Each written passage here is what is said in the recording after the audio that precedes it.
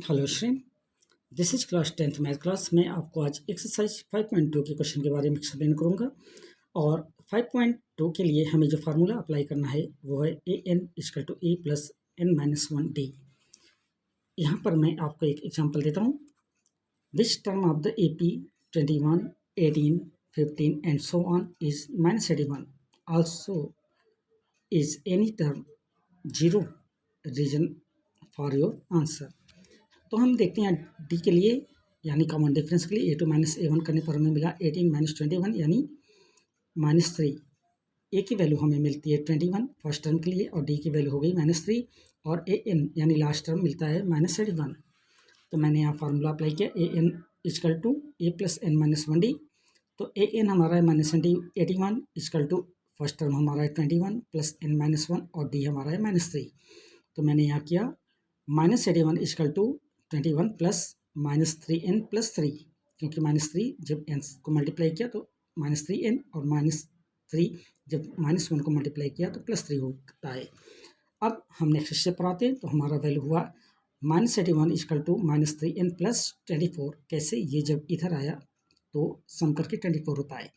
तो अब यहाँ पर हम देखते हैं 3n इजकल टू 24 प्लस 81 तो हो गया 105।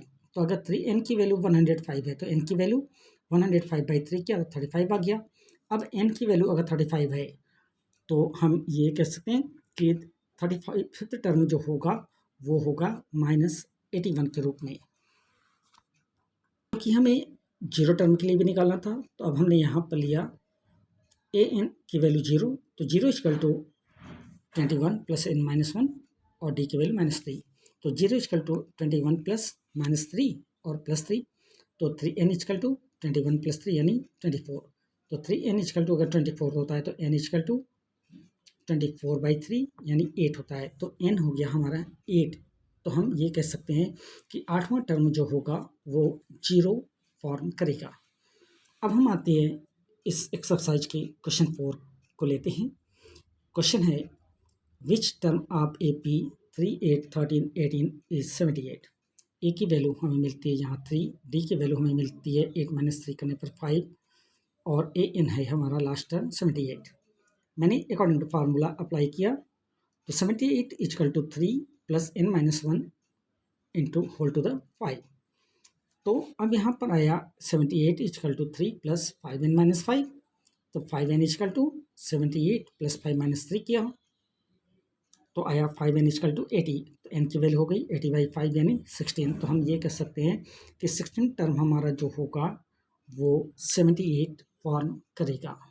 5.2 का क्वेश्चन 5 है find the number of term in each of the following APS. और पहला पार्ट है इसका 7, 13, 19 एंड सो ऑन और लास्ट टर्म है 205। तो यहाँ पर हम देखते हैं ए की वैल्यू हमें मिलती है 7, डी की वैल्यू हमें मिलती है 6 और ए एन है 205। तो मैंने अकॉर्डिंग टू फार्मूला अप्लाई किया 205 equal to 7 plus n minus one whole multiply by 6। तो 205 equal to 7 plus 6n minus 6 हो गया। तो 6n is equal to 205 minus 7 plus 6। तो 6n इजकल टू 25 से 7 गया बचा 198 प्लस 6 किया तो आ गया 24। तो अगर 6n की वैल्यू 24 तो n की वैल्यू 24/6 किया तो आ गया 34। तो हम ये कह सकते हैं कि 34 टर्म जो है वो 205 फॉर्म करेगा। क्वेश्चन 5 का सेकेंड पार्ट है 18, 15 होल 1/2, 13 एंड सो ऑन और लास्ट टर्म में -47। यहाँ पर हमने देखा डिफरेंस जब तो हमें मिलता है 2.5 यानी 2 होल 1/2। ए की वैल्यू हमें मिलती है 18 के रूप में, डी की वैल्यू 2.5 और ए एन है -47। हमने फार्मूला अप्लाई किया A N equal to N A plus N minus one D. A N -47 equal to 18 plus n minus one whole to multiply 2.5। तो -47 equal to 18 plus 2.5 n minus 2.5।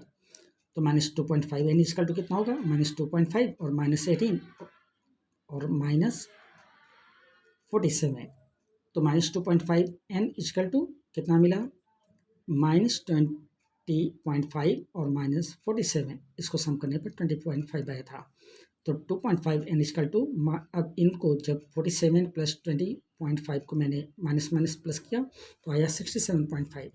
तो अगर 2.5 n की value होती है 67.5 तो n की value जाहिर सी बात है 67.5 माइनस 67.5 अपॉन माइनस 2.5 किया, आ गया 27। तो हम ये कह सकते हैं कि 27 टर्म जो होगा वो माइनस 47 फॉर्म करेगा। तो एक्सरसाइज 5.2 के क्वेश्चन 5 के सेकंड पार्ट के इस क्वेश्चन के साथ आज की इस क्लास को मैं ओवर करता हूँ। अगली क्लास में कुछ नए क्वेश्चन के साथ आपसे फिर मुलाकात होगी। तब तक के लिए थैंक यू वेरी मच।